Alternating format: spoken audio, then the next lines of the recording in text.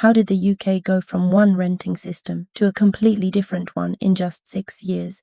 And how did Section 21, the no-fault eviction rule that shaped renting for decades, finally come to an end? Start with one number, 9%, in a single year. In the 12 months to February 2024, average UK private rents rose 9%, according to the Office for National Statistics. That pushed the average renter in England to spend over a third of their income on housing, above the internationally recognised affordability threshold of 30%. In London, it was over 40%. According to Shelter, this level of unaffordability is now preventing many first-time buyers from saving for a deposit. Something had to give. I remember looking at my rent and realising I was spending more than 30% of everything I earned just to stay in the same place. The price had changed, nothing else had. From the first promise in 2019 to the Renters' Rights Act 2025, this became a 6-year story of delay, pressure, and a housing system under strain. In April 2019, the government announced it would abolish Section 21, a rule within the Housing Act 1988 that allowed landlords to evict tenants with 2 months' notice and no reason at all, no explanation, no appeal, just go. For decades, that rule defined renting in England, but after the announcement, nothing changed. For 4 years, the policy remained in place. Meanwhile, tens of thousands of renters were still being evicted using the same system. Then, in 2023, the Renters' Reform Bill was introduced. Its goal was to finally remove Section 21. But it came with a condition.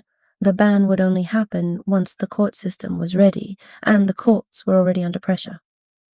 Cases were taking months to process, so reform was delayed, because the system used to evict tenants was already overloaded. That contradiction sat at the centre of the debate. The bill became more complex. More amendments were added. Timelines slipped. And then, in 2024, Parliament was dissolved. The Renters' Reform Bill never became law. 5 years after the original promise, there had been no meaningful change for millions of renters. Then came the reset. Following the general election in 2024, a new government took office, this time without linking reform to court readiness. In September 2024, the Renters' Rights Bill was introduced. The legislation moved quickly, and in October 2025 it received Royal Assent, becoming the Renters' Rights Act 2025. It applies to around 11 million people renting privately in England, and it finally sets out to deliver what had been promised 6 years earlier, the end of Section 21. But not immediately. The changes are being introduced in stages. The key date is the 1st of May 2026. From that point, no-fault evictions are expected to be banned, tenancies will become open-ended, and rent increases will be limited to once per year through a formal notice process. On paper, this is the biggest shift in renting law in decades, but there is a gap between law and reality. Most of the system around it is still adapting. Enforcement is still developing, and housing supply remains constrained. So, while the law will change overnight, real life probably will not.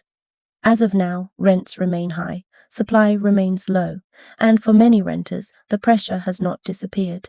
It has just slowed. I think the 1st of May will be a turning point legally, but not necessarily immediately in practice, because the law changes on a date, but behaviour, systems, and outcomes take longer.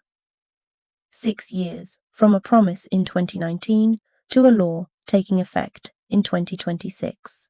One rule, Section 21, and it took a housing crisis to finally force change. This story is not finished, because what happens next, how this law works in practice, will matter far more than how it was passed, and that is what I will be tracking here. Because housing is not just a cost, it is the foundation everything else in life is built on.